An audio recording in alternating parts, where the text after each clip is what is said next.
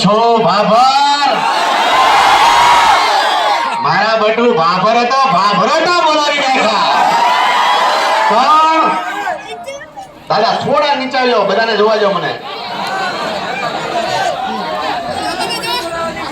આ બનાસની ધરતીનો પ્રેમ છે, ભાભરનો પ્રેમ છે. અરે દાદા નીચે ઉતર ભાઈ, તું નીચે ઉતર તો મને જો હેકો. જોજો તમે પાછા થાંભલે છોટી જતા નહીં. પણ આ ગુજરાતીઓનો પ્રેમ છે કે આજે ખજૂરભાઈની સાથે તમે તન મન અને ધનથી જોડાણા છો. હરેક ગુજરાતીઓનો પ્રેમ. અને જ્યારે જ્યારે હું બનાસકાંઠાની ધરતી પર આવ્યો છું, બનાસની ધરતીએ હંમેશા ખજૂરભાઈને આવકાર્યો છે.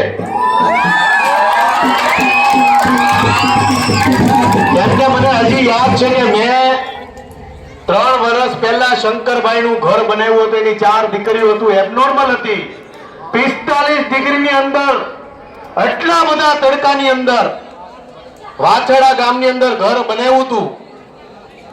સાંજના 8 વાગે 46 અને 50 ડિગ્રી માણસ મરી જાય એવી ગરમીની અંદર. અને કદાચ બનાસકાંઠામાં કોઈ બહારથી આવ્યું હોય તો એને લાગે કે ભાઈ હું ગરમી છે, પણ તમને અસર જ નથી થતી, કારણ કે તમે ટેવાઈ ગયા છો. પણ તમારી ધરતી એક એવી ધરતી છે, ધક્કામુક્કી એટલી થઈ ગઈ. સાંભળો, તમારી ધરતી એક એવી ધરતી છે કે તમે માયાળુ એટલા, ભોળા એટલા, અને ખાસ તો મને તમારી પર ગર્વ એટલે માટે થાય છે કે તમે ગૌ પ્રેમી છો. અને આ ધરતી પર આમ જો આજે એક ખાસ તમારી બધા પાસે મારી વિનંતી છે, ભાઈ કરશો, જોરથી બોલો કરશો. તો આ ઉનાળાની અંદર જો તમારે મહાદેવમય થવું હોય, મહાદેવનો મોટો ભગત છું, અને તમારે તમારા જો ધારેલા કામ પૂરા કરવા હોય તો એક સરસ મજાનો ઉપાય કહું છું, સાંભળવો છે. આ ઉનાળાની અંદર દાદા થોડાક સાઈડ પર આવી જાવ નહીં, પાછળથી કોઈક શર્ટ ખેંચે છે મારો.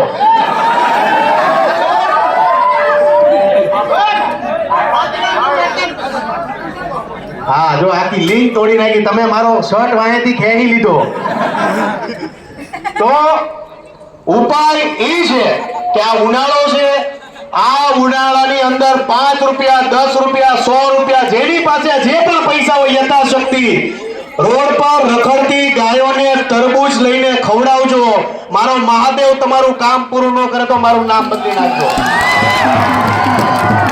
કારણ કે સામાન્ય માણસને ગરમી થાય, મને કદાચ ગરમી થતી હોય તો હું રોડ પરથી તરબૂચ લઈને ખાઈ લઉં અને મારી પેટની અગ્નિ ઠારી દઉં. પણ ગાય માતાને જો ગરમી થતી હોય તો ગાય માતા શું કરે? એટલે એના માટે આપણે એનું રક્ષક બનવાનું છે કે રોડ પર રખડતી જે પણ ગાયું હોય, એક તરબૂચ ખાલી ગાય માતાને ખવડાવજો. મારો મહાદેવ જો તમારું કામ ધારેલું પૂરું ન કરે તો મારું નામ બદલી નાખજો. કેમ કે તમારી ત્યાં ધરણીધર ભગવાન છે ભાઈ. મૂછો વાળો કાનુડો હોય એને કાંઈ ઘટે નહીં. અને કૃષ્ણ ભગવાનને શું ગમે? ગાય. અને ઈ ગાયનું જો તમે રક્ષણ કરતા હો ને તો મારો ધરણીધર તમારા ઘરમાં 1 રૂપિયો ઘટવા ન દે. પણ આ કરશો કે નહીં તમે? આ ઉનાળાની અંદર 5 રૂપિયા, 500 રૂપિયા, 1000 રૂપિયા કે 50,000 રૂપિયા ગાય માતાને તરબૂચ ખવડાવશો કે નહીં? પછી ભલે મારું તેલ નો લ્યો એનો મને દુઃખ નહીં થાય, પણ મારી ગાયને હાચવી લેવો ને, એટલે એમાં બધું થઈ જાય. કેમ કે તમારા વિસ્તારની આ બહુ સત્ય વાત કરું કે હું જયારે કેદારનાથ જાઉં છું ને ત્યારે કેદારનાથના જે ખચ્ચરો હોય એ ખચ્ચરોના તમે મોઢા જોશો ને તો તમને એક ભાવ લાગશે કે આ ભગવાન તો નહીં હોય. આ સત્ય વાત કરું છું. એવી જ રીતના બનાસની ધરતીની કોઈ પણ ગાયોને તમે જોવો, એના જેવું કરુણામય ફેસ મેં મારા જીવનમાં જોયું નથી. એટલે ગાયોની સત્ય સેવા તમારે કરવી હોય તો આ ઉપાય કરજો. બીજું અમારું ખજૂરભાઈનું શુદ્ધ સિંગ તેલ બનાસની ધરતી પર આવી ગયું છે. મારી જાતને હું ધન્ય સમજુ છું કે તમારી જેવી ધરતીમાં જો મારું તેલ વેચાતું હોય તો મારા માટે ગર્વની વાત કહેવાય. એટલે અમારું 15 કેજીનો ડબ્બો અમારો 2850 માં છે ને 5 લીટર અમારું 950 માં છે. હંમેશા કહું છું કે કલાકાર તરીકે જે કાંઈ પણ મારા જીવનમાં હું કમાઈ ગરીબો માટે દોડતો રહીશું.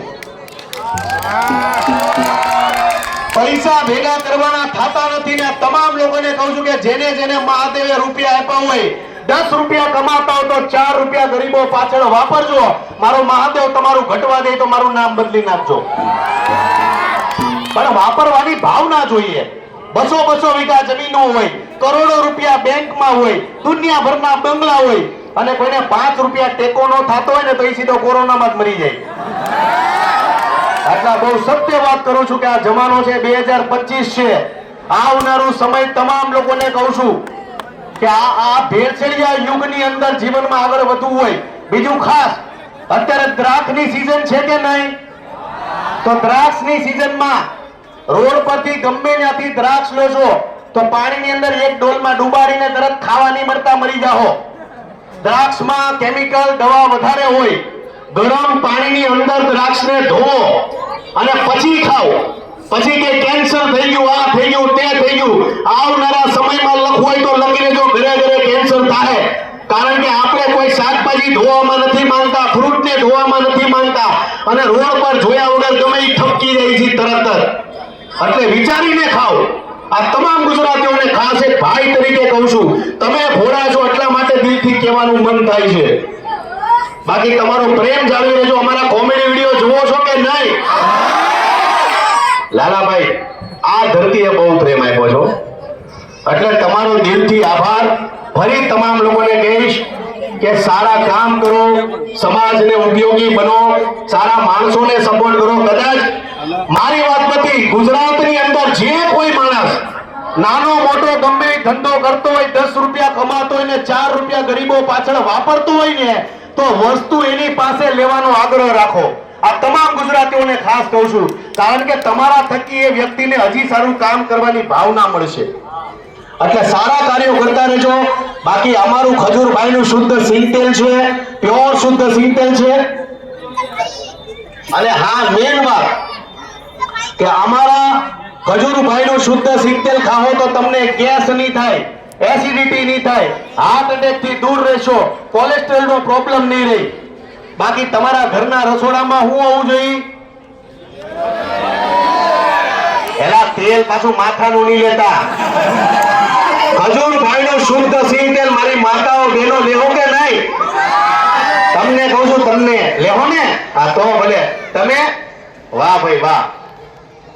આ છે હિન્દુ મુસ્લિમ, આમ જો એકતાનું પ્રતીક. જોરદાર તાળી થઈ જાય. આ બાજુ અમારી હિન્દુ બહેનો ઊભી, આ બાજુ મુસ્લિમ બહેનો ઊભી. એટલે આપણે બધાને ભેગા રહેવાનું છે, એકબીજાને સપોર્ટ કરવાનો છે, એકબીજાને પ્રેમ આપવાનો છે. બાકી મારા કોમેડી વિડીયો જોતા રહેજો. જોવો છો કે નહીં? તો ભલે જોજો, કઈક યુટ્યુબ માંથી મળે હો. જોવો નહીં તો હું અટવાઈ જાય. કેમ કે અત્યારે ગલીએ ગલીએ નીકળું છું, લોકોને મળું છું. એક પણ રૂપિયો લીધા વગર આ જેટલા ડીલરો છે, ફ્રેન્ચાઇઝી ફી 1 રૂપિયો લીધી નથી, અહીંયા આવવાનો 1 રૂપિયો લેતો નથી. મારું પોતાની ગાડીનું તેલ બાળીને અહીંયા સુધી એટલા માટે આવું છું કે આપણી ગુજરાતની પ્રજા સારું ખાય, થોડું ખાય પણ સારું ખાય. કેમ કે હવે જમાનો કપાસિયાનો નથી રહ્યો, ભેળસેળ તેલનો નથી રહ્યો. થોડું ખાવ પણ સારું ખાવ. બાકી અમને સપોર્ટ કરતા રહેજો. એક સાથે બધા બોલશું, બોલો ધરણીધર ભગવાનની, ધરણીધર ભગવાનની. એલા તું થાંભલો પકડમાં છોટી જાય, મને તમારી ચિંતા બહુ થઈ જાય. અને પાછી લોખંડની સીડીમાં 300 જણ ચડી ગયા. હીરા કશું છો બધા? ઓહો, ગજો પાછા હીરા બરાબર. પણ પ્રેમ ભાવ રાખજો. અમારા ભાઈને સપોર્ટ કરજો. ક્યાં છે આપણા દીકરો?